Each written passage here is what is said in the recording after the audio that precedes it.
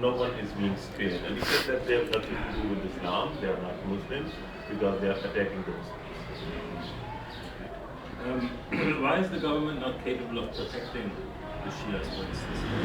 ये पूछते हैं कि खासकर आपको जो एलएचसी हैं उनको हुकूमत क्यों नहीं बचा रही, क्यों नहीं सिक्योरिटी दे रही, देनी चाहिए। सिक्योरिटी देती है हुकूमत हमें, लेकिन वो इतने पावरफुल हो गए हैं। ये हम सुनने में आता है कि वो इतने लोग दाखिल हो गए हैं। जब ये वहाँ से दाखिला, जब ये कहते हैं वहाँ से ये लोग चलते हैं, तो ये उनको उधर क्यों नहीं रोकते?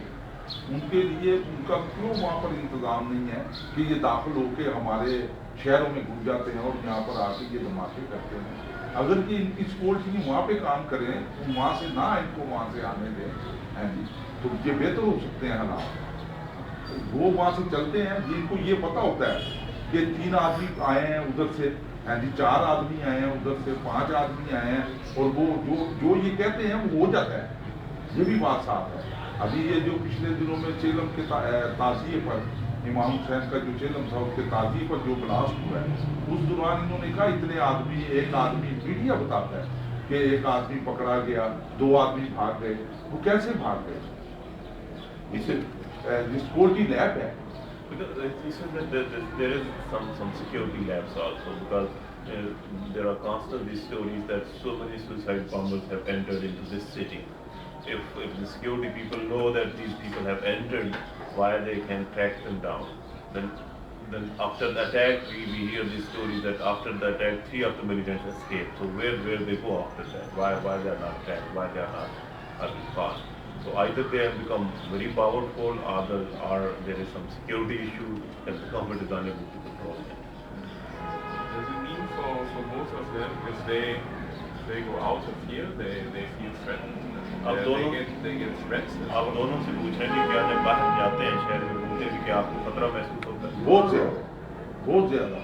अब तो ऐसा है कि हम जब बाहर निकलते हैं तो हम तो ये दुआ करके निकलते हैं खैरियत से अपने घर पहुँचे। यहाँ पर ये हालात होते हैं, पता नहीं किस टाइम पे कोई भी सैप ऐसा हो गया। अब यहाँ पर अगर जिस सिक्योरिटी में ऐसा हो रहा है कि गवर्नर को भी इन्होंने हैंगिंग कर दिया, तो एक आम आदमी की क्या यहाँ पे हैसियत रहेगी? He says that there is more threat now, and when we go out, we pray for ourselves that something may happen. And he says that when governor can be killed, like Salman Taseer was killed, so what to talk of security of other people? Is he afraid then? क्या खतरा, मतलब खौफ महसूस करते हैं? वो महसूस होता है, हमारे बच्चों को भी हमें होता है कि जो घर से अपने बिजनेस के लिए या ऑफिस में जाते हैं, हम यही दुआएं पीछे से करें, ये खैरियत से वापस आ जाए, ये खौफ है ना। He says yes, because when our kids go out for business or to the educational institutions, we pray for them that they should come back safe. So this is fear. What else it is? Actually, I wasn't even finished with the question. Is he afraid that the militants might take over this whole country now since they have been growing stronger and stronger? ये पूछते हैं कि क्या आपके ख्याल में तालिबान मुल्क पे भी कब्जा कर सकते हैं जो इतने ताकतवर हो? मुल्क पे कब्जा तो नहीं ये कर सकते, क्योंकि जब तक हम इस मुल्क के जाने वाले हैं पब्लिक प्लेस में, मुल्क पे नहीं कब्जा कर सकते। ये यही कर सकते हैं कि इनको अजियत की जाए रहने वाले हैं शहर, ताकि ये अब हमारी जो हुकूमत चल रही है, ये आज तक ये नहीं पता, इन्हें हर चीज़ की मालूमात होती है, ये बताते हैं, मीडिया वाले भी बताते हैं, लेकिन उसको मैं वही आपसे जो बात अभी की है कि ये कंट्रोल क्यों नहीं करते?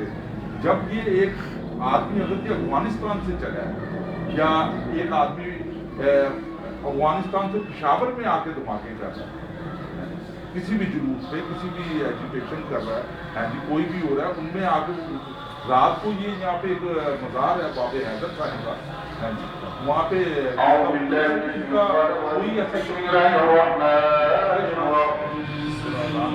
He says that they cannot take over the country. They just can create the law and order situation, bomb them, they can just terrorize the people, but they cannot take over the country. But again, here the government should do something, because they know that now somebody is from the government should do something to stop this.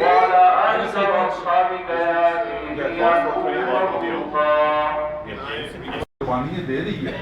जब अवाम इनके इतने अवाम इस कदर इनको इनकी thread पे, इनके धमाके करने पे, फिर भी वो अपने जुलूस जैसे ऐलान किया हम अपने जुलूसों में से नहीं गए। झेलम पे इन्होंने बम ब्लास्ट किया, हमारा जुलूस पैरों अपने एंड में इख्तिताम हो गया, लेकिन हमने इस बात को नहीं सोचा कि हमारी जान चली जाएगी। हमने अपना मिशन जो है उसको मुकम्मल करके हम कर रहे हैं। हम इन चीजों को करते नहीं है, लेकिन ये जो कुछ हो रहा है मासूम बच्चों के साथ हो रहा है, हाँ जी 21वें रोजे को मोला मुश्किल कुचाई हुई, हाँ जी ये बम ब्लास्ट हुआ, दादा साहब ने बम ब्लास्ट हुआ, ये सब एक ही चीजों का हिस्सा है। सिक्योरिटी होने के बावजूद जो एक आदमी अपने साथ एक चीज बांध के आ जाता है और वो आगे चला देता है, उसको उधर ही रोका जा सकता है जहाँ से वो चला है। He said that the first people are ready to give sacrifices. Despite these attacks, we are not going to abandon our mission. There was attack on our possession, but we will be in possession to the last point where we were supposed to take it. So we are giving our lives, but we are not running away. So these Taliban can take over because we are standing our ground. And the Indian demands that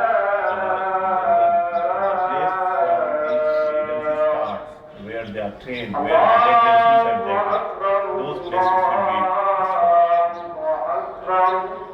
But he also sees a problem with the Americans in Afghanistan. This is increasing the conflict. क्या जो अमरीकी अफगानिस्तान में उससे missile बढ़ गए हैं? जी हाँ, बड़े हैं। इनको चाहिए अपने मुल्क में जाके हुकूमत करे, किसी के मुल्क में आके इस तरह से करना ये कोई अच्छी बात तो नहीं है। He says yes, the problem has increased. The Americans should go back and rule their own country.